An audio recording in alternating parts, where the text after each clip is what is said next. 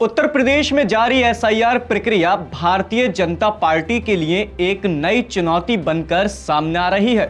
Party की चिंता सिर्फ इस बात तक सीमित नहीं है कि बड़ी संख्या में एसआईआर फॉर्म अभी तक जमा नहीं हुए, बल्कि उससे भी ज्यादा चिंता इस उभरती हुई प्रवृत्ति को लेकर है कि शहरों में रहने वाले लोग अपने वोट अब भी गांव में ही दर्ज रखना चाहते हैं।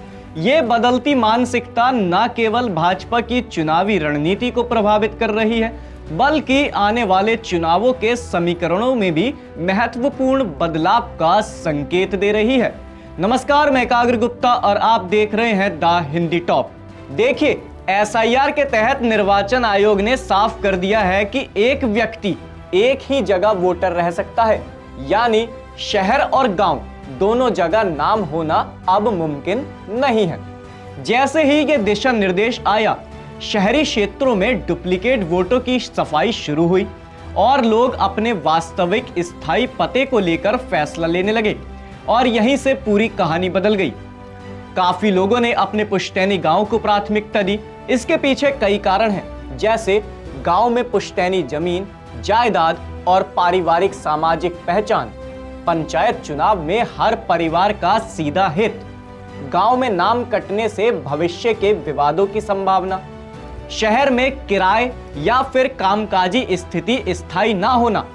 वहीं बड़े शहरों में रहने वाले लाखों लोगों ने अपने एसआईआर फॉर्म ही नहीं भरे ताकि उनका वोट गांव की सूची में बना रहे।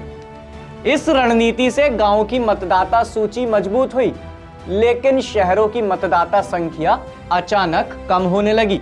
लखनऊ, वाराणसी, गाजियाबाद, नोएडा, आगरा, मेरठ, कानपुर और करीब 2 दर्जन टियर 2 शहरों में एसआईआर फॉर्म सबसे कम जमा हुए। परिणाम ये रहा कि शहरी सीटों पर वोट कटने की स्थिति दिखाई दी। अब तक प्रदेश भर में 17.7% एसआईआर फॉर्म जमा ही नहीं हुए, जिसका मतलब है कि लगभग 2.5 करोड़ वोटर अभी भी गणना प्रपत्र नहीं लौटा पाए हैं। सूत्रों की माने तो लखनऊ में करीब 2.2 लाख, सबसे ज्यादा प्रयागराज में 2.4 लाख, वहीं गाजियाबाद में करीब 1.6 लाख और सहारनपुर में लगभग 1.4 लाख वोट काटे जा सकते हैं। अब आप सभी के मन में सवाल जरूर होगा कि 2 दशक बाद इतनी बड़ी सफाई क्यों की जा रही है। तो देखिए, पिछले 20 से 25 सालों में मतदाता सूची का इतना व्यापक परीक्षण कभी नहीं हुआ। माना जा रहा है कि इस बार 3 वजहों से काफी ज्यादा नाम कट सकते हैं।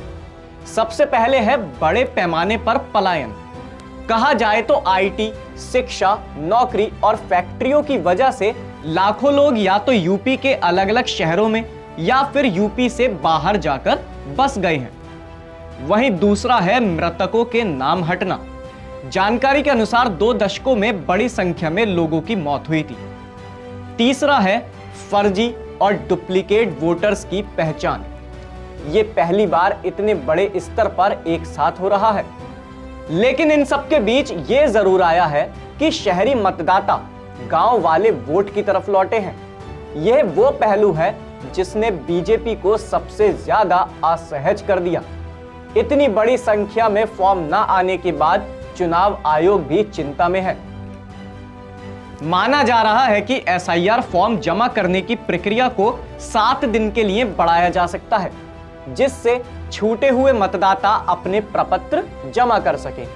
चुनाव आयोग भी जानता है कि 2.5 करोड़ लोगों का नाम अचानक मतदाता सूची से हटना एक बड़ा विवाद खड़ा कर सकता है। देखने वाली बात यह है कि उत्तर प्रदेश की एसआईआर प्रक्रिया ने राजनीतिक मंच पर एक ऐसी हलचल पैदा कर दी जिसकी कल्पना शायद खुद सरकार ने भी नहीं की होगी। शहरी मतदाताओं का गांव की ओर लौटना केवल एक तकनीकी परिवर्तन नहीं, बल्कि वोटिंग पैटर्न का बदलता मनोविज्ञान है। और यही बदलाव भाजपा की सबसे बड़ी चिंता बन गया है।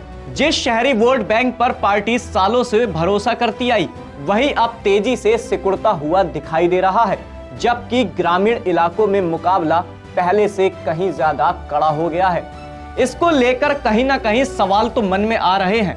वो ये, क्या भाजपा को डर है कि ग्रामीण वोटिंग प्रतिशत बढ़ा तो उसका समीकरण गड़बड़ा जाएगा? क्या 2.5 करोड़ वोटर्स का संभावित गायब होना सिर्फ संयोग है या चुनावी राजनीति में बड़ा भूचाल?